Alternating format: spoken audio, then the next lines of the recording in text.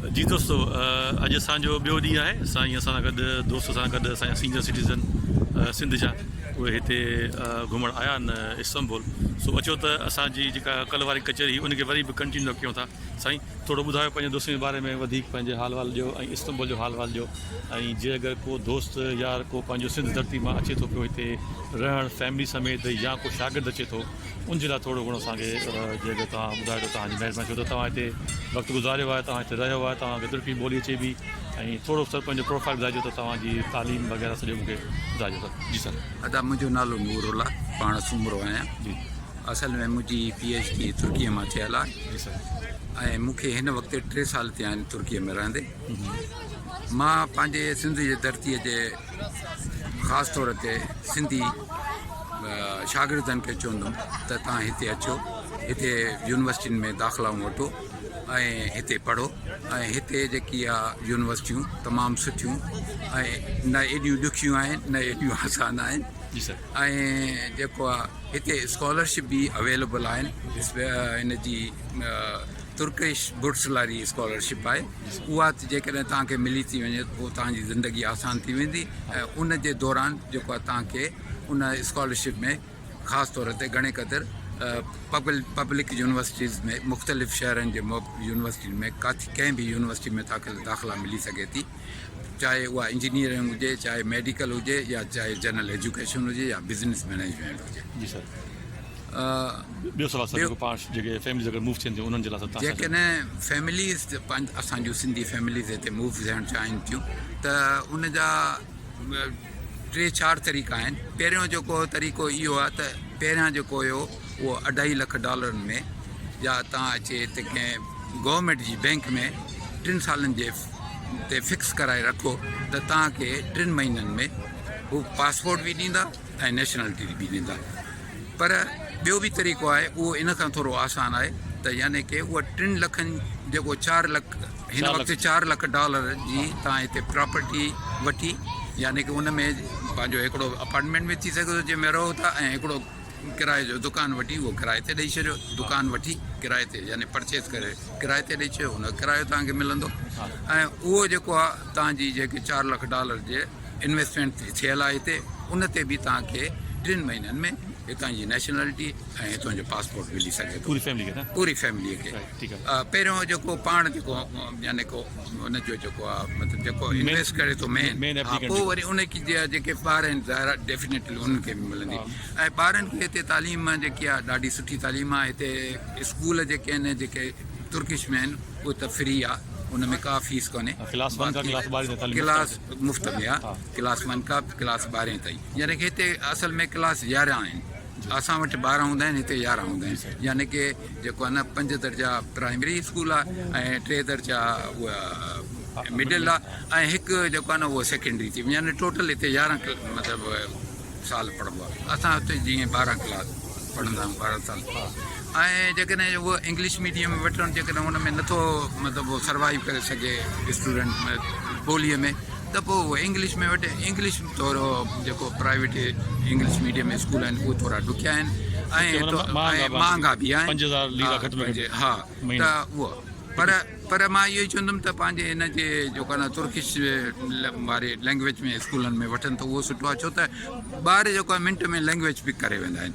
ऐं Turkish language एॾी यानी की जेकी ॾुखी न आहे, छो त असांजा सिंधीअ जा लफ़्ज़ या तुर्कीअ जा लफ़्ज़ असांजे सिंधीअ में, या सिंधीअ जा लफ़्ज़ तुर्कीअ में चई सघो था आहिनि। जी। अच्छा सर, अच्छा ॿियो जेको सवाल मूं कयो पिए शायदि उहो बि तव्हां इहो आहे त जे अगरि फैमिलीज़ अचनि थियूं, ॿियो जेको आहे जेको $75,000 वारो जेको आहे उनजे बारे थोरो दोस्तनि खे ॿुधाइजो। अच्छा, उहो वरी जेको $75,000 जेको आहे उहो $50,000 मिनिमम। हा, मिनिमम उहो अचे हिते जेकॾहिं पंहिंजो मतिलबु घर वठे उन्हनि में, या प्रॉपर्टी या दुकान या कुझु बि, ज़ाहिर घर ई वठिणो पवंदो, उन में रहंदो त सही न किथे रहंदो, त उहो जेको आहे वठो था त उन में जेको आहे तव्हांखे मतिलबु 1 साल जे अंदरि पंहिंजी उतां जी रेज़िडेंसी मिली वेंदी।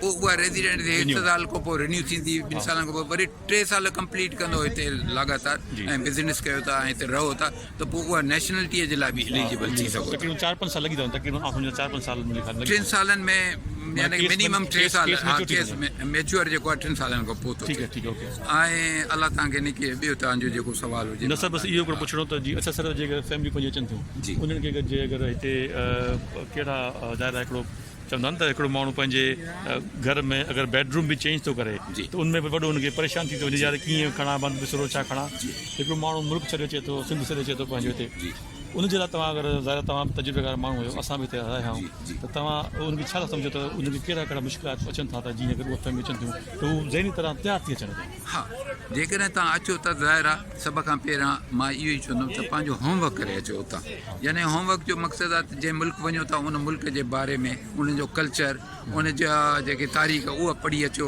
उनखां पोइ जेको आहे कंहिं शहर में रहणु चाहियो था उन शहर जी आबादी छा आहे या उन में कहिड़ियूं मुश्किलातूं उहे सभु कुझु तव्हांजो जेको न हज़रत गूगल ते आहिनि ठीकु ऐं आहे। उतां तव्हांखे हर शइ मिली सघे थी Right, right. ऐं पंहिंजी तयारी करे ऐं बाक़ी जेकॾहिं सामान खणी अचण जी कोई ज़रूरत आहे हिते हर शइ मिले थी ऐं हिते अहिड़ा बि घर आहिनि जेके मिसाल ॻाल्हि तव्हां वठो था उहो फर्निश्ड बि मिली वेंदा ऐं हुते हिते एॾी का महांगाई पे न आहे मतिलबु तव्हां जेको आहे जेकॾहिं तव्हांजी इनकम 2 लख पाकिस्तानी रुपया आहे ऐं हिते पाकिस्तानी 2 लख रुपयनि में तव्हांजो महीने जो सर्वाइवल थी वञे आराम सां। इनमें माना ॿारनि जी फीयूं बची थी वञनि हा, बिल्कुलु। ऐं जंहिंमें माना दाल रोटी जेको जी, आराम सां। पंहिंजो बिल बेसर अची थो वञे जी, ठीकु आहे जी, ऐं इहो so इनमें इहो तक़रीबन 2 खां 2.5 लख छो त 2.5 लख था चऊं त जे अगरि तव्हां प्राइवेट स्कूलनि में दाख़िला वठो जी, था हा, त त उहो जे पोइ 3 ॿारनि माना 15,000 लीरा जे हिसाब सां जी। त उहो तव्हांजो माना बजट थोरो मथे थी वेंदो पर अंदाज़न 2 लखनि जे अंदरि तव्हांजो माना सुठो हिते कमु थी सघे थो जीअं तव्हां अगरि बाराड़ी खां कराची था वञो या हैदराबाद था वञो उते बि तव्हांजी हिकिड़ी फैमिली जो तक़रीबन एतिरो ख़र्चु ईंदो हूंदो ईअं सर जी बिल्कुलु उनजे करे सो इहो बि हिकिड़ो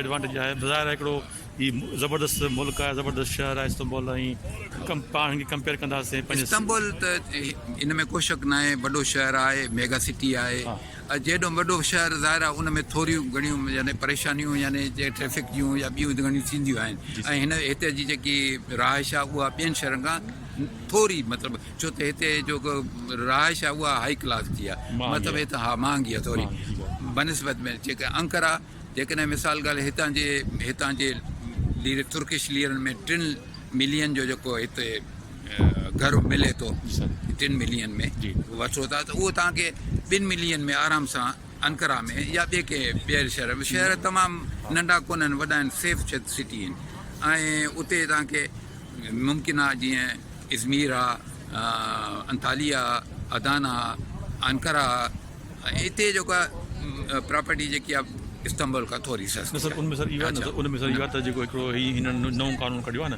जी। त मिनिमम $75,000 जो हा त उहा उनजे करे थोरो इफेक्ट भले तव्हां किथे वठो पर तव्हांखे माना $75,000 जो अमाउंट पूरो करिणो आहे उहो सही आहे उनखां मथे माना वञो इन में त कोई पोइ शक बाक़ी आहे। तव्हां बाक़ी- फर्ज़ु कयो ईअं बि तव्हां करे सघो था $75,000 जो घर तव्हां ॿ वठो त जंहिंमें हिकिड़े में तव्हां नंढो जी 1+1 आहे या 2+1 आहे ईअं तव्हां वठो ॿ घर वठी करे त तव्हां हिकिड़े में तव्हां पाण हिकिड़ो तव्हां रेंट आउट किराए कयो त ते उनमें तव्हां 2-3 हज़ार लीरा पर मां उन में इहो चवंदुमि त उहो घर जेको आहे न उहो ठीकु आहे घर वठो इन में को शक न हा। आहे उहो बि किराए ते ॾियो दुकान वठो उहो बहितर आहे उहो किराए ते ॾियो मुमकिन आहे कॾहिं तव्हांजो मतिलबु मूड मूड थी वञे थींदे त मां पाण पाण खोलियां दुकान इहो खुदा सही ॻाल्हि त हिते उहो दुकान कंहिं बि क़िस्म जो तव्हां खोलींदो उन में मतिलबु तव्हां पाण वेंदो ऐं पाण कमाईंदो हिते मतिलबु हिते उन में फ़ाइदो आहे ऐं उहो बि हुन में बि किरायो अचे थो पर हुन में जेको आहे तव्हां महिनत कंदो त अञा वधीक तव्हांजी ठीकु आहे सो दोस्तो वॾी महिरबानी सो असांजी कचहरी अञा हलंदी रहंदी ऐं इंशाल्लाह वरी मुलाक़ात कयूं था महिरबानी